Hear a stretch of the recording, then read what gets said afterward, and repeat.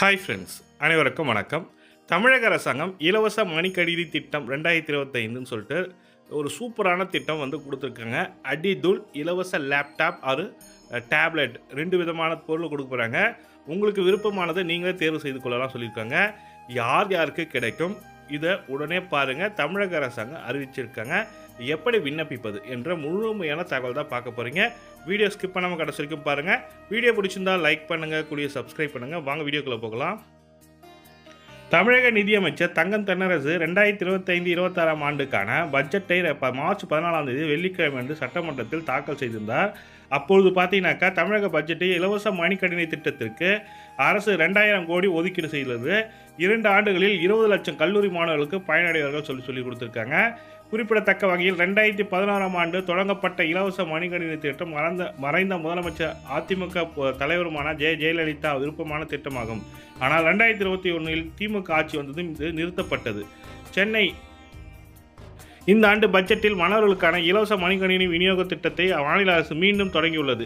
இருப்பினும் முந்தைய அதிமுக அரசால் செயல்பட்டதை விட வித்தியாசமான முறையில் செயல்படுத்தப்படுகிறது.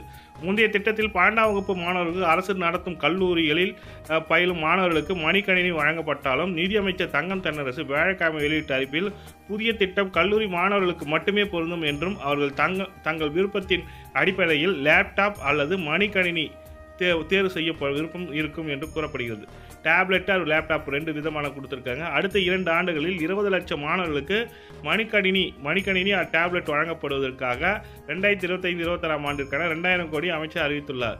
செயற்கை நுண்ணறிவு இந்த உலகத்தை மாற்றி வைக்கும் நேரத்தில் நமது மாணவர்களுக்கு மேம்பட்ட தொழில்நுட்ப அறிவு மற்றும் திறன் பயிற்சியை தொடங்க வாழ வேண்டிய அளவற்ற தேவை உள்ளது. அதனால் 2025-26 ஆண்டுக்கான தமிழக பட்ஜெட்டில் தாக்கல் செய்து தென்னரசு சட்டமன்றத்தில் உரையாற்றினார். இதை தேவை கவனத்திற்காக கருத்தில் கொண்டு 4 ஆண்டுகள் முன்பு மக்கள் முன் அளித்த வாக்குறுதியை நிறைவேற்றும் வகையில் கலை, அறிவியல், பொறியியல், மேலாண், மருத்துவம் உள்ளிட்ட தமிழ்நாட்டில் பல்வேறு கல்லூரியில் படிக்கும் மாணவர்களுக்கு உயர் தொழில்நுட்ப சாதனங்களாக வழங்க எங்கள் அரசு திட்டமிட்டுள்ளது சொல்லி கொடுத்துருக்காங்க. பார்த்தீங்கன்னாக்கா 2000 கோடி ஒதுக்கியிருக்காங்க. 20 லட்சம் பேர் கிட்ட கொடுக்க போகிறாங்களாம் குழந்தைங்களுக்கு, கல்லூரி மாணவர்களுக்கு.